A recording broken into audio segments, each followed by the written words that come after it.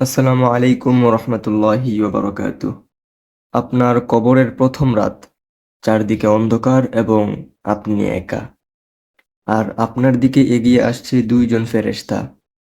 তারা আপনাকে তিনটি প্রশ্ন করবে। আপনি চাইলে এখনই পৃথিবীতে সেগুলোর উত্তর হয়তো বা দিতে পারবেন, কিন্তু তখন পারবেন তো? প্রশ্ন নাম্বার 1, মান রব্বুকা? তোমার রব কে? নিশ্চয়ই আল্লাহ। কিন্তু জীবনে আপনি কাকে অনুসরণ করলেন, কাকে ভয় করলেন, মানুষকে নাকি আল্লাহকে? যদি আল্লাহকে ভয় করে থাকেন তাহলে তখন উত্তর দিতে পারবেন, আর অন্য কাউকে ভয় করে থাকলে তখন আপনার সাথে অন্য কিছু হতে পারে। প্রশ্ন নাম্বার 2, মান দীনুকা? তোমার দিন কি? অবশ্যই ইসলাম। কিন্তু আপনার জীবনটা কোন স্টাইলে আপনি কাটিয়েছেন? টিকটক স্টাইলে নাকি রাসূল সাল্লাল্লাহু আলাইহি ওয়াসাল্লামের স্টাইলে? তখন সেই অনুযায়ী আপনার উত্তর হবে। প্রশ্ন নাম্বার 3, মান নাবিয়ুকা? তোমার নবী কে?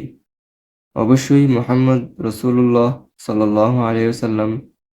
কিন্তু তার সুন্নাহ আমাদের জীবনে প্রতিফলন কোথায়? না আছে পোশাকে, না আছে আচরণে। একটি হাদিস আমরা দেখতে পারি যেখানে বলা হয়েছে, যে যেমন জীবন যাপন করবে সে তেমনই মৃত্যু পাবে, আর যেমন মৃত্যু হবে তেমনই হাসর হবে। মুসনাদে আহমদ।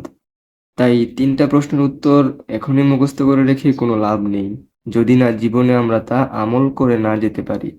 কারণ কবরের প্রশ্নটা উত্তর মুখে নয়, বরং আমল দিয়েই দিতে হবে।